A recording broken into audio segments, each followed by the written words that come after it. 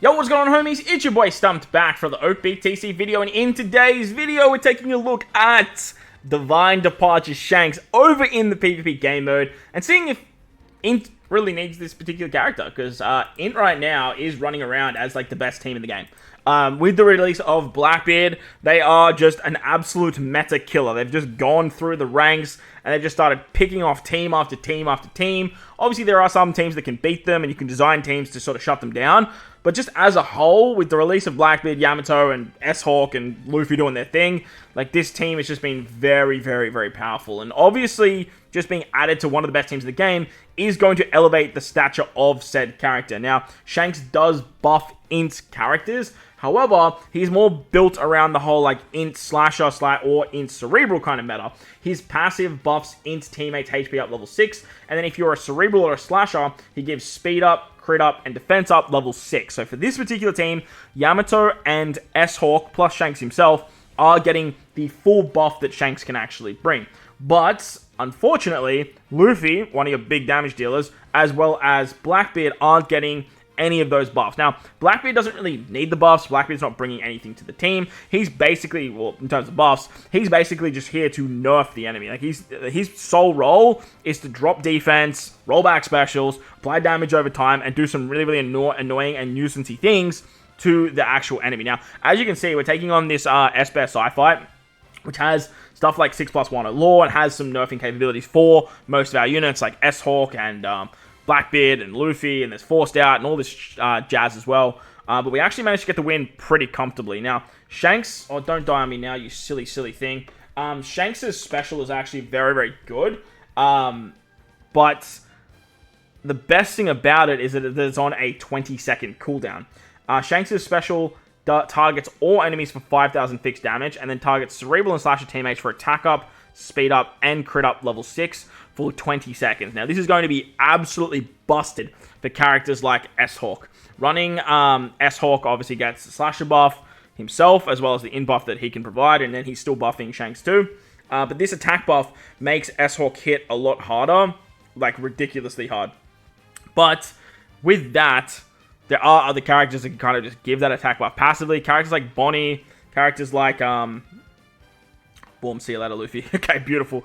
Characters like Bonnie and other INT units like Pudding, I think, can sort of just provide a very, very good attack buff regardless. And you don't really need Shanks to do this with his special. Unfortunately, he's not giving an attack up passive with his actual passive. But what he is giving is that defense up and that speed up. Now, this is great for Yamato. This is great for stuff like S-Hawk. Luffy has a shield, so like he's in a really, really good spot regardless. But having these two characters in the middle with the extra defense buff means that they can sort of just tank a little bit nicer. Blackbeard's causing so much nuisance with the 5 powerhouse characters on this team that you can go a lot faster than teams anyway, and then with damage over time and fixed damage, and then S-Hawk and Luffy blowing the team away, you can do some really, really nice things. So Shanks in the front works perfectly. Like, he's definitely going to be a frontline unit. The bench works in his favor too. Obviously, you have Brogy Dory, who are both slashers and powerhouse units. Works great for Blackbeard, works great for Shanks, and everyone's laughing. And then for the last unit, as long as you have a powerhouse character, I like to run Pell. He's also a slasher, so he gets some nice buff there. But you could do some fun stuff with, like, I don't know, what's his name? Would be perfect as well, because he's a cerebral slasher, and he's an in character too. But I figured if you're just going to like funnel into something with Shanks, the slasher and cerebral part of his kit is going to be a little bit nicer. Now, I did try Shanks over on like an INT cerebral kind of base team with stuff like Atlas and Pudding and Bonnie and those kind of types of units.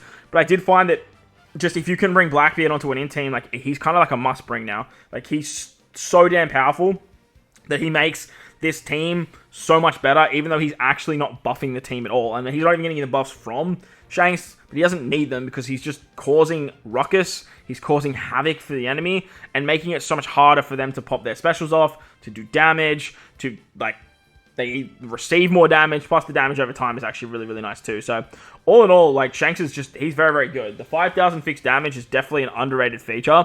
Any character that can do fixed damage, let alone fixed damage to all enemies, is always going to be very, very valuable. 5,000 fixed damage is just superb when your special is going on a 20-second cooldown, you're running in, you're hitting all enemies, and say a character's just like sitting on a bee's digger HP, Shanks can bink them for 5k, take them out right before they're about to use a special or something like that. So that's the biggest value I have found to Shanks, just having that ability to just bink out a unit. Plus, with that extra passive that he's giving to S-Hawk, he's just making S-Hawk shine a little bit more on this particular team than something like Pudding was or something like Bonnie was. All in all, though, I don't know if he finds a place in the front line over something like Bonnie. Bonnie's rollback is just so damn valuable. You could even run Nami Karina in the front lines for this particular team, but I'd be really interested to see how Shanks goes on more of a slasher-based setup or on more of something like a cerebral-based setup. Like I said, I did try the in-cerebral team. I wasn't a huge fan of it per se, purely because I wasn't bringing Blackbeard, trying to find a way to bring like 5 powerhouse characters and 5 cerebral characters for something like Atlas. Just was like ridiculously challenging with the characters we have at our disposal. There's just not enough cerebral powerhouse characters, man. If there was like a couple of cerebral powerhouse units, we might have been able to cook something.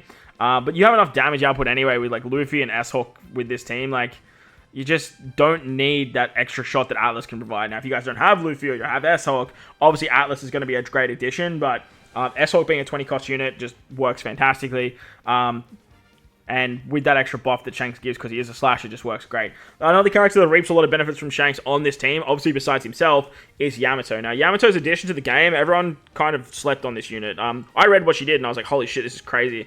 7,500 fixed damage to 2 units is just wild. It's so much damage, and when you put that into perspective how good that is, when you see what Shanks is doing with the 5,000 fixed damage to everyone, it's actually ridiculously powerful, like ridiculously powerful. But Yamato's nerfing capabilities, her ability to just take down an enemy with her, is so damn valuable, and if you partner this up with Blackbeard, it's actually so scary what you can do. So that's a perfect example right there, actually, of the binking capabilities that Shanks has. He just came in, hit that 5k. Luffy was sitting around 5,000 HP. It just manages to take him out like perfectly. And with that, we don't have to worry about Luffy providing the extra passive, doing all that annoying nuisancey stuff that Luffy can do. He can obviously do 100% cooldowns. I think he already hit it, but at the end of the day, it is very annoying dealing with stuff like that, and taking out a unit with that fixed damage is only going to be beneficial to your squad, and that way you can sort of stay alive a little bit longer and do some more fun stuff there. So that was a Dex fight. Pretty simple for the INT team. Let's take on Cerebrals now. Alright, so we're going to wrap it up with the Cerebral fight. I did actually go into this and just got absolutely washed straight up. So this was my second attempt for this. I believe, I don't know, someone went really early and or maybe like Yamato went, I don't know who went very early, but we hit Saul basically, and he got very low, and then Saul's just RNG literally wiped the entire team after a Robin HP cut.